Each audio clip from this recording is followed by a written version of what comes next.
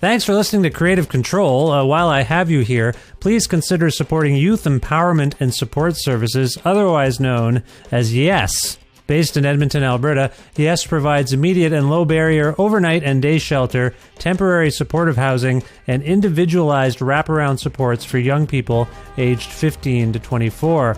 They work collaboratively within a network of care focused on the prevention of youth homelessness by providing youth with the necessary supports to stabilize their housing, improve their well-being, build life skills, connect with community, and avoid re-entry into homelessness. Learn more about how to donate or otherwise support YES by visiting yess.org.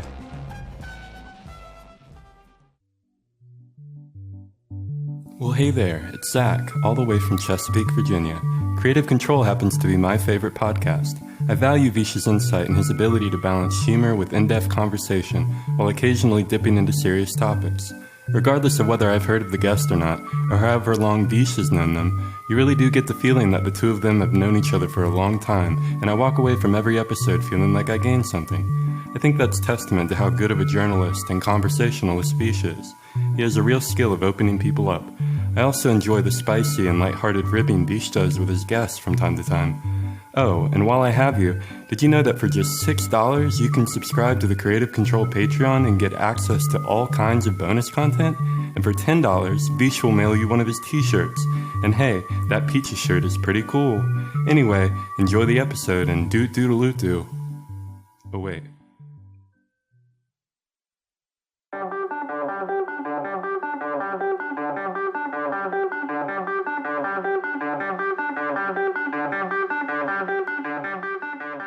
Ryan Kattner is a talented singer, composer, screenwriter, multi-instrumentalist, actor, and live performer, currently based in New York City.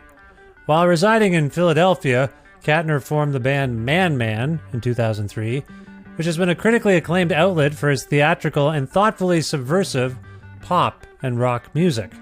On June 7th, 2024, Sub Pop released Man Man's powerful seventh album, Carrot on Strings, which prompted Ryan to join me for a talk about things like his recent move from California to New York and the many places he has lived over the course of his life, his love of film and interactions with and roles he's played in the movie business, the 2024 NBA Finals, and players that he finds appealing. Wanting to write a stadium anthem, our love for Stephen Malkmus and Pavement, the story behind some songs on Carrot on Strings, future and hope for future film and music projects, tour dates, other future plans, and much more. A part of the Lionsgate Sound Network with the support of listeners like you who follow and subscribe to this listener-supported and donor-driven podcast, spread the word about it, leave nice reviews and ratings on your podcast platform, and make flexible monthly donations at patreon.com/creativecontrol, which is the primary and most reliable way for me to make a living, and where a monthly subscription of $6 American or its currency equivalent means you can access every single episode of this show in its entirety, which is not the case without that subscription indeed. In this particular case, if you're not a $6 a month subscriber, you are hearing an excerpt of this chat I had with Ryan, but if you are a $6 or higher subscriber on the Patreon, get to hear the whole thing. Anyway, you can learn more about how to engage with me in the show and listen to everything and not miss anything at patreon.com/creativecontrol. Thanks in advance for your financial support for all the work I put into making this show. With additional support from Blackbird Music, wonderful record store with bricks and mortar locations in Edmonton and Calgary, Alberta. But if you're not there, it's fine. They have a website, blackbird.ca, and you can order records right from there, and they'll ship them to your house. Say you want the new Man Man album, Carrot on Strings. Again, go to blackbird.ca, type that stuff in there, and see what you can't get. I bet you can get it. Plus in-kind support from independent businesses like Pizza Trocadero, The Bookshelf, and Planet Bean Coffee in Guelph, Ontario, and Granddad's Donuts in Hamilton, Ontario. This is episode 890 of Creative Control, featuring the lovely and talented Ryan Kattner from Man Man, with your host, me, Vish Khanna. Please enjoy this excerpt from our conversation, and to hear the whole thing, again, subscribe to the show at patreon.com/creativecontrol.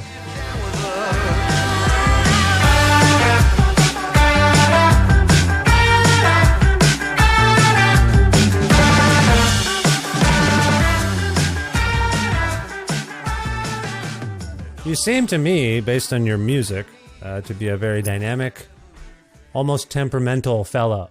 At least 4 seasons live within you, Ryan. That's what I would suggest. Would you agree with that?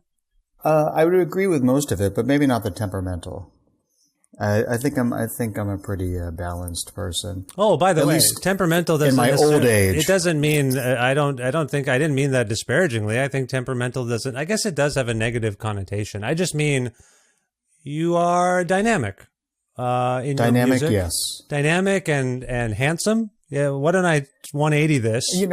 Let's just go restless. I think restless could apply here. There you go. Like the seasons. A lot of that, a lot of that has to do with my upbringing as well, I believe. Right. And you're from Philadelphia area, is that right? I am a military brat. My father was in the Air Force. And so consequently, we moved every 3 years. Oh. So a restless nature was programmed into me at a very young age. I see. Okay. So do you have a home city per se? I don't. I mean, Philadelphia obviously is part of my heart, and it's where I started my career and creative process. But, we moved every 3 years growing up. My mom's Filipino, so it was a lot of moving to different places, learning how to fit in, but also not being around a lot of multi-ethnic families and also not feeling like you completely fit in. I see. Okay. Well, I hope you're okay. I just hope you're okay where you are. Oh, I'm great. Yeah, that's all I wanted to say about that because, to be restless and to have that sort of different upbringing than some of us have, a little less stable, it can affect you as an adult on some level. And I wonder if it might have affected you as an artist. I was sort of being a little facetious about the dynamic nature of Man, but maybe that restlessness from your upbringing is present in any given song's arrangement that might go this way and that way. You know what I'm saying? Yeah, and there's an aspect of it too, which I'm thankful for. It's something that I didn't recognize at first, but having made music for so long, I recognize now is that there is a connectivity. And part of it has to do with growing up and having to be malleable and adjust to different scenarios. And I think that's in the music too. I think that's why a lot of different types of people can relate to it and connect to it. Yeah.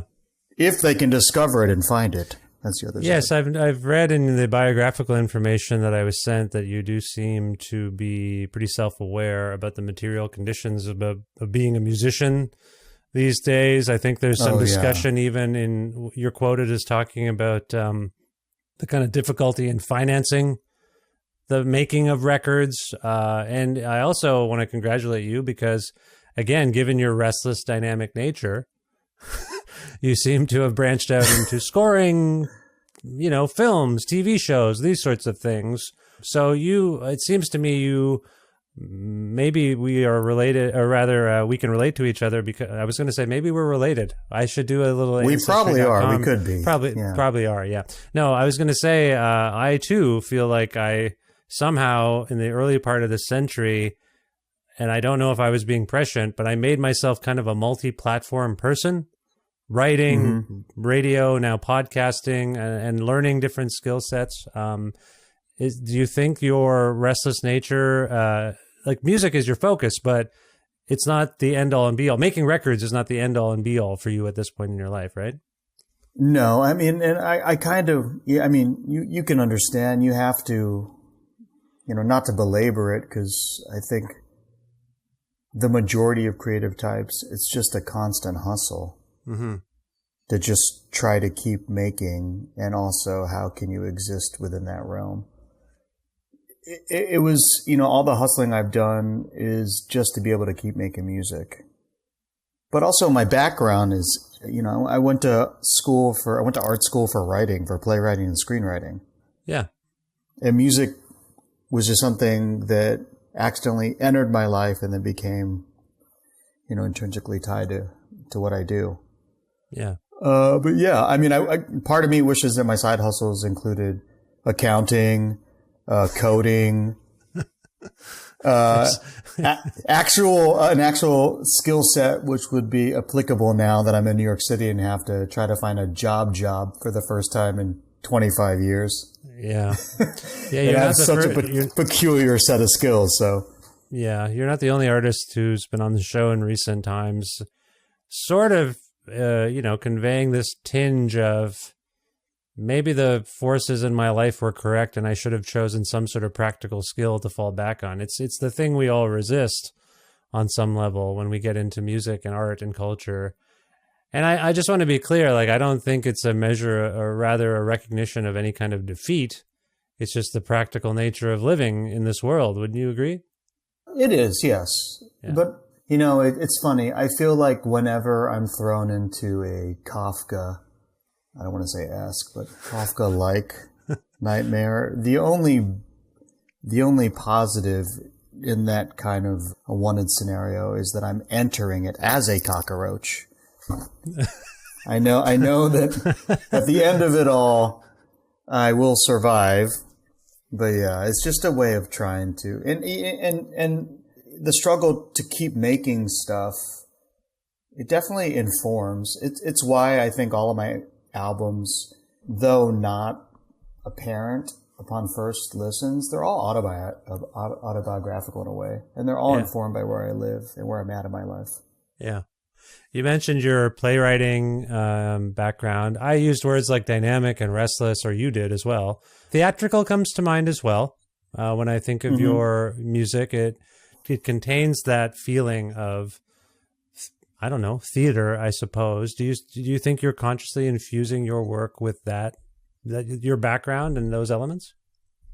I mean, I've talked about it since the beginning, but I'm a self-taught musician, so even when I communicate with the brilliant collaborators that I am fortunate enough to play with, everything is communicated in terms of a scene from a film, or how would Nick Cage from Vampire's Kiss handle this guitar part if he was jumping on a desk and yelling it out loud? Huh. Interesting. And I usually use imagery to convey musical ideas to people. And even for me, I feel like I'm less influenced by music and more influenced by films I see or books I'm reading at the time, or articles or stories people tell me. Yeah, there's an interesting moment on this new album, which, by the way, congratulations on this remarkable achievement, Carrots on Strings there. I believe I sometimes feel like I'm saying it wrong. Did I say the title right? I think it's Carrot on Strings. Yeah, that's right. It is confusing because there is a track, Carrots on Strings. No relation. Yeah, and even the stuff I was sent, like I'm looking at as I'm talking to you, I'm looking at the lyric sheet, and the title of the document is Carrots on Strings. Like, that's the name of the document. It's not, but the album, I know this because I've been listening to it, is called Carrot on Strings. So it's just little, typography. It's something going on there. But let's get back to some heads are going to roll at Sub Pop. No. I think it's just an honest mistake. You're quickly saving a document. I'm not trying to throw anyone under the bus. My point here, though, is you have a song called Mulholland Drive. This shares a title with one of David Lynch's most excellent films. But yet, as I recall, you actually cite another David Lynch character, Bobby Peru. But not from Mulholland Drive, yeah. Yes, from Wild at Heart. Wild at Heart. So Lynch, I assume these are two tributes to David Lynch. Is this a coincidence? What's going on? Honestly, the Mulholland Drive title wasn't a tribute to David Lynch, but afterwards, the Bobby Peru line obviously is. So did you should it be called Wild at Heart? Maybe we should rename it now. No, I mean, the song is set. It was inspired by driving on Mulholland Drive one night. Okay. I was just being silly. I'm not here to be a creative consultant. My point is this. Yes, that is an overt nod to your love of cinema. Are there other examples on this particular album, let's say, where you are paying tribute to filmmakers or particular films? Oh, yeah. I mean, there's a line, Fear Eats the Soul in Odyssey, which is a reference to Fassbender. Ali, Fear Eats the Soul. Mm-hmm. Cherry Cowboy in my brain was inspired by the campfire scene from Three Amigos. Yes. Where everyone says goodnight to Ned. So you're not, I will say, I saw that and I was like, oh, Three Amigos. Yeah. So you and I are probably around the same age, probably came up on some of the same filmmakers and films. Mm-hmm. And you're not, what I'm getting at here is, you don't just seem like a high art person. You like cinema of all kinds. Oh yeah. Three Amigos. Yeah. I mean, our biggest song, in air quotes, is Head On. Hold On to Your Heart from Ano Nippon. And the Head On title is a reference to the German Turkish film Head On. Right.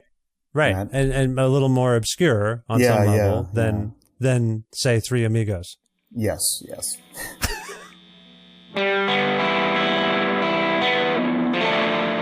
Hey, thanks for listening to Creative Control, as always. As you may have heard me mention, I recently lost my day job, and I've had a few conversations with people since who've said, you had a day job? I thought your podcast was your day job. When I explained why it hasn't been my day job to a friend, he suggested I should share some of this information with people like you listening right now. So, in short, unless they have some giant exclusive $1 million contract, podcasters are not paid to make stuff by companies like Apple and Spotify. Podcasters do not make any money from streaming royalties. Ad revenue is dependent on a certain threshold of downloads each month, and even if your show is accessed 30,000 times a month, the income you get is actually really minimal. So podcasters like me usually make time in our lives to support our communities and our interests to make these shows, and our most reliable source of income for this work is in fact crowdfunding. In my case, it's my Patreon. So if you'd like to receive ad-free episodes earlier than everyone else, regular newsletters and blog posts, bonus audio content, and support my work, quite literally, please visit patreon.com/creativecontrol today.